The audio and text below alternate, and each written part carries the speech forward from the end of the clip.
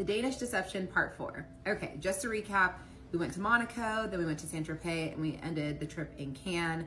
And the very last night we had together, we were at dinner, and I'm walking to go to the bathroom, and I fall, and everything goes black. And let me tell you, I am a clumsy person. I know I'm a clumsy person. I'm always tripping over myself. And that day specifically, I had been tripping over my dress pretty frequently throughout the day. But I've never had like a serious accident before like this.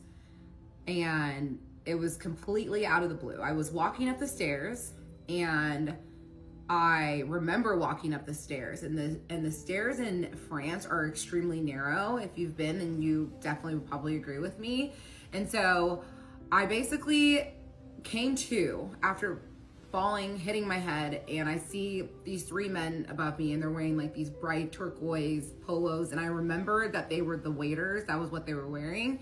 And I remember just like coming awake and being like, what the fuck is happening? But no one was speaking any English. They're all like screaming in French, freaking out.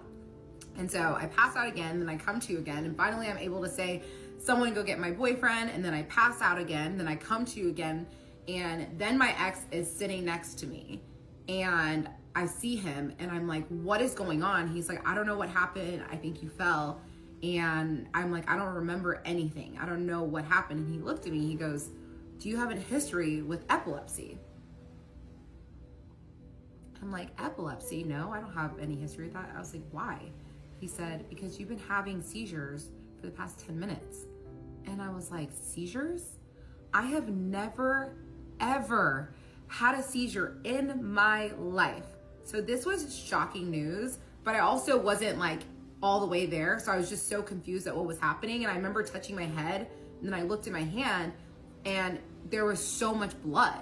And then I like started looking around, and everything felt wet. And I was like, oh my gosh, I was going to the bathroom.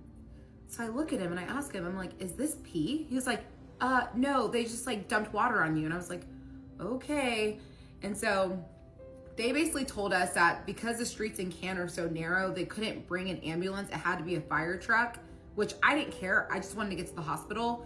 So these firemen come and they get me up, and I stand up, I look down, look at the puddle of water, then I smell my dress. I go, oh my gosh, this is urine. So you're telling me that I've been dating this man for 3 days, and he is now sitting in a pool of my urine and my blood, watching me have seizures. I was just I couldn't believe that this was the reality of what was happening. I get into the truck, and they take us